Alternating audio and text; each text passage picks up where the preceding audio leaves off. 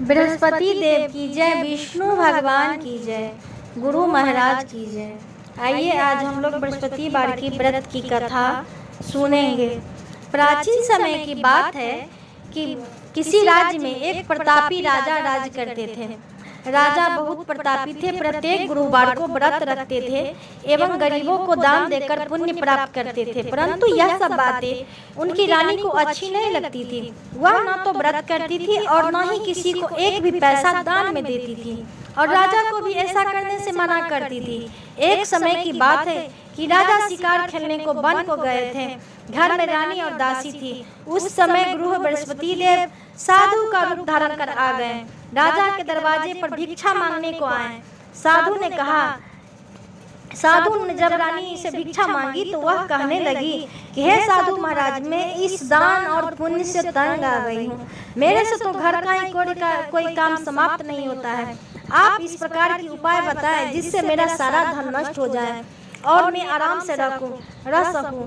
बृहस्पति देव ने कहा कि तुम बड़ी विचित्र हो। संतान और धन से कोई दुखी नहीं होता है, इसको सभी चाहते हैं। पापी भी धन की और पुत्र की इच्छा करता है। अगर अधिक धन है तो इसे शुभ कार्यों में लगाओ, कुंवारी कन्याओं का विवाह कराओ, विद्यालय और बाग बगीचे का निर्माण कराओ, जिससे तुम्हारे तीनों लोग सुधरेंगे।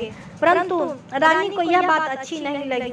उसने कहा कि मुझे ऐसे धन की आवश्यकता नहीं है जिसको रखने उठाने में मेरा सारा समय ही बर्बाद हो जाए।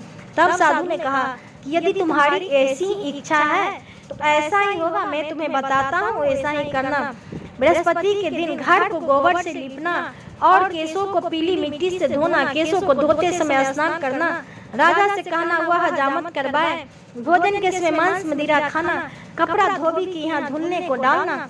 इस प्रकार 7 बृहस्पतिवार करने से तुम्हारा समस्त धन नष्ट हो जाएगा। इतना कहकर साधु रूपी बृहस्पति देव अंतर ध्यान हो गए। साधु के कहे अनुसार करते हुए रानी को केवल 3 बृहस्पतिवार बीते थे कि उनकी समस्त धन संपत्ति नष्ट हो गई। भोजन के लिए राजा का परिवार तरसने लगा।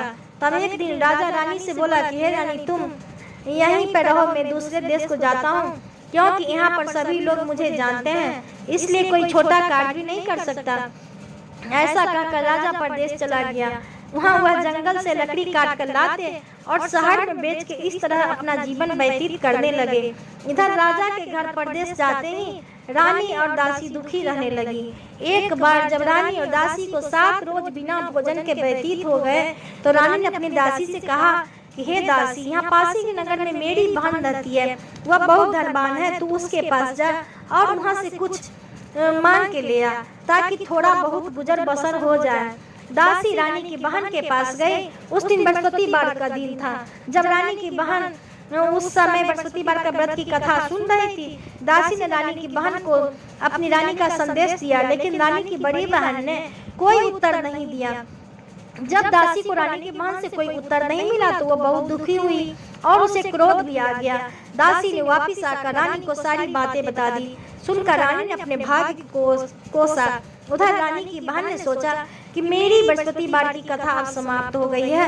मेरी बहन की दासी आई थी, परंतु मैं उससे नहीं बोली, इससे वह बहुत दुखी हुई होगी। यह सोच कथा सुनकर और पूजन समाप्त कर वह अपनी बहन के घर चल दी और जाकर अपनी बहन से कहने लगी कि हे बहन, मैं बृहस्पति भगवान का व्रत कर रही थी, तुम्हारी दासी आई थी, मेरे घर आई थी, परंतु जब तक कथा होती है न उठते हैं न बोलते हैं, इसलिए मैं न बोली। कहो दासी क्यों आई थी? रानी बोली, बहन तुमसे क्या छिपाऊं, हमारे घर में खाने तक को अनाज नहीं था। ऐसा कहते कहते रानी की आंखें भर आई। उसने दासी समेत पिछले 7 दिनों से भूखे रहने की बात अपनी विस्तार पूर्वक सुना दी। रानी की बहन बोली, देखो बहन, भगवान बृहस्पति देव सबकी मनोकामनाओं को पूर्ण करते हैं। देखो शायद तुम्हारे घर में अनाज रखा हो। पहले तो रानी को विश्वास नहीं हुआ, पर बहन के आग्रह करने पर उसने अपनी दासी को अंदर भेजा तो उसे सचमुच अनाज से भरा एक घड़ा मिल गया। यह देखकर दासी को बड़ी हैरानी हुई। दासी रानी से कहने लगी कि हे रानी, जब हमको अन्न नहीं मिलता तो हम रोज व्रत किया करते हैं, इसलिए क्यों न इससे व्रत की विधि और कथा पूछ ली जावे ताकि हम भी उसे किया करें। तब दासी ने अपनी बहन से पूछा कि हे बहन, बृहस्पति भगवान की कथा कैसे करना है। तब उन्होंने बताया कि बृहस्पतिवार के व्रत में चने की दाल और मुनक्का से विष्णु भगवान को केले की जड़ में पूजन करें तथा दीपक जलाएं तथा कथा सुने और पीला भोजन करें। इससे बृहस्पति देव प्रसन्न होते हैं। व्रत और पूजन विधि बताकर रानी की बहन अपने घर को लौट आई। 7वें रोज बाद जब गुरुवार आया तो रानी और दासी ने निश्चय अनुसार व्रत रखा। गुड़साल में जाकर चना गुड़ बिन लाई और फिर उसकी दाल से केले की जड़ तथा विष्णु भगवान का पूजन किया। अब पीला भोजन कहाँ से आए, इस बात को लेकर दोनों बहुत दुखी थे, किंतु उन्होंने व्रत रखा था इसलिए गुरुदेव उन पर प्रसन्न थे। इसलिए वे एक साधारण व्यक्ति के रूप धारण करके 2 थालों में सुंदर पीला भोजन लेकर आए और दासी को दे गए। भोजन पाकर दासी बड़ी प्रसन्न हुई और फिर रानी के साथ मिलकर भोजन ग्रहण किया। उसके बाद वे सभी गुरुवार के व्रत और पूजन करने लगी। बृहस्पति भगवान की कृपा से उनके पास भीड़ से धन संपत्ति हो गया, परंतु रानी फिर से उस प्रकार आलस्य करने लगी। तब दासी बोली, देखो रानी, तुम पहले भी इसी प्रकार आलस्य करती थी, तुम्हें धन को रखने में बड़ा कष्ट होता था, इस कारण सभी धन नष्ट हो गया, और अब जब भगवान गुरुदेव की कृपा से धन मिला है तो तुम्हें फिर से आलस्य होता है। बड़ी मुसीबतों के बाद हमने यह धन पाया है, इसलिए हमें दान पुण्य करना चाहिए और भूखे मनुष्यों को भोजन कराना चाहिए और धन को शुभ कार्यों में खर्च करना चाहिए, जिससे तुम्हारे कुल का यश बढ़े तथा स्वर्ग की प्राप्ति हो और इससे पितर भी प्रसन्न होंगे। तब दासी की बात मानकर रानी अपना धन शुभ कार्यों में खर्च करने लगी, जिससे पूरे नगर में फिर से उनका प्रशंसा होने लगा। इधर राजा जब परदेश आ गए, परदेश में बहुत दुखी रहने लगे थे। लकड़ी काटकर जंगल में बेचते थे, जिससे उनको थोड़ा बहुत पैसा मिल जाता था। एक दिन राजा जब सोए हुए थे तो बृहस्पति देव ने उन्हें स्वप्न में कहा कि हे राजा, उठ, तेरी रानी तुझको याद करती है, तू अपने देश को चल। राजा प्रातः काल उठे और स्वप्न देखकर विचार करने लगे कि मैं घर को कैसे जाऊं, मेरे पास पैसे नहीं है। उनके पास साधु देवता ब्राह्मण के रूप धारण करके आ गए और राजा से कहने लगे कि हे राजा, तुम बृहस्पति भगवान की कथा सुनो तो तुम्हारी सारी चिंताएं दूर हो जाएगी। उसने राजा ने सारी कथा की विधि उससे पूछ ली और उन्होंने बृहस्पतिवार के दिन ऐसे ही व्रत किया, जिसके प्रभाव से राजा के पास थोड़ा ज़्यादा पैसे आ गए तो वे घर को चल दिए। जब अपने घर पहुंचे तो वहाँ देखे कि पहले से अधिक बाग, तालाब, कुएं और धर्मशालाएं बन गए हैं। तो वे लोगों से पूछने लगे, वहाँ के लोगों से, कि ये सब किसके हैं?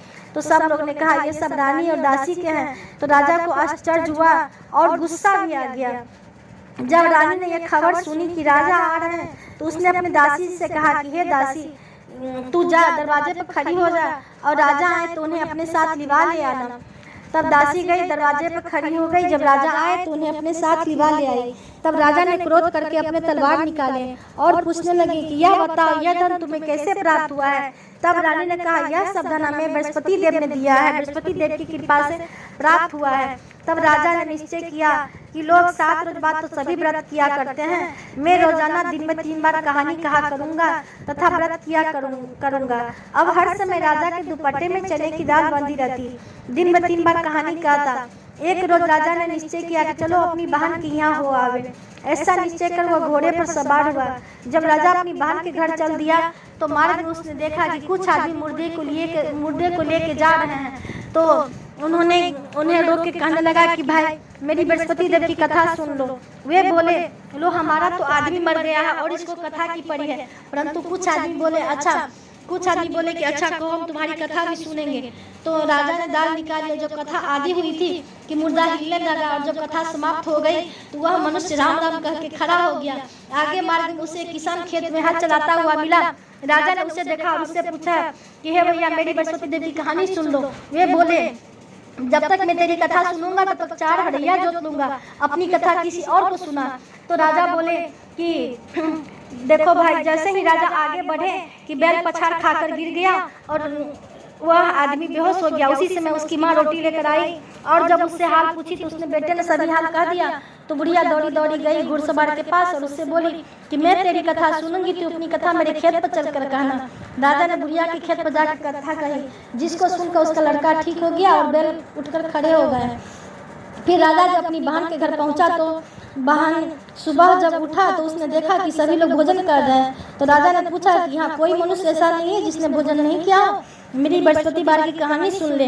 बहन बोली, हे भैया, यह देश ऐसा ही है, पहले यहाँ लोग भोजन करते हैं, बाद में कोई अन्य काम करते हैं। अच्छा, अगर पड़ोस में कोई हो तो देखा हूँ। वह ऐसा कहकर देखने चली गई, परंतु उसे ऐसा कोई व्यक्ति नहीं मिला जिसने भोजन नहीं किया हो। अतः वह कुम्हार के घर गई जिसका लड़का बीमार था। उनके यहाँ 3 लोग से किसी ने भोजन नहीं किया था। वह उन्हें कथा सुनने के लिए बोली, वह तैयार हो गए। राजा ने जाकर कथा कही, जिसको सुनकर उसका भी लड़का ठीक हो गया। फिर राजा अपनी बहन से बोला कि मैं अब अपनी घर को जाऊंगा, तुम भी तैयार हो जाओ। बहन ने अपनी सास से कहा। सास बोली, हाँ चली जा, परंतु लड़कों को मत ले जाना, क्योंकि तेरे भाई को औलाद नहीं होती है। बहन ने अपने भैया से कहा कि हे भैया, मैं तो चलूंगी पर कोई बालक नहीं चलेगा। तब राजा बड़े दुखी मन से बोला कि जब कोई बालक नहीं जाएगा तब तुम ही क्या करोगी। बड़े दुखी मन से राजा अपने नगर को लौट आया। राजा ने आकर अपनी रानी से कहा कि हम निर्वंशी राजा हैं, हमारा मुंह किसी को देखने का धर्म नहीं है और कुछ भोजन आदि नहीं किया। बहन रानी ने कहा कि हे प्रभु, हमें बृहस्पति देव ने सब कुछ दिया है, हमें औलाद अवश्य देंगे। इसके बाद रानी उसी रोज राजा को शौक में बृहस्पति देव ने कहा कि हे राजा, उठ, तेरी रानी गर्भ से है। यह बात सुनकर राजा बहुत खुश हुआ। तब 90 महीने में उसके गर्भ से एक सुंदर पुत्र पैदा हुआ। तब राजा बोले कि हे रानी, स्त्री बिना भोजन किए रह सकती है, किंतु बिना बात किए नहीं रह सकती। जब मेरी बहन आवे तो तुम उससे कुछ मत कहना। रानी ने हाँ कह दिया। जब राजा की बहन ने शुभ समाचार सुना तो बहुत खुश हुई तथा बधाई लेकर अपने भाई के यहाँ आई। तो बहन ने कहा कि घोड़ा चढ़कर तो नहीं आई, गधा चढ़ी आई। तब रानी की बहन बोली, भाभी, मैं इस प्रकार न कहती तो आपको पुत्र कैसे प्राप्त होते। बृहस्पति देव ऐसे ही हैं, जिसके मन में जो कामनाएं हैं सभी को पूर्ण करते।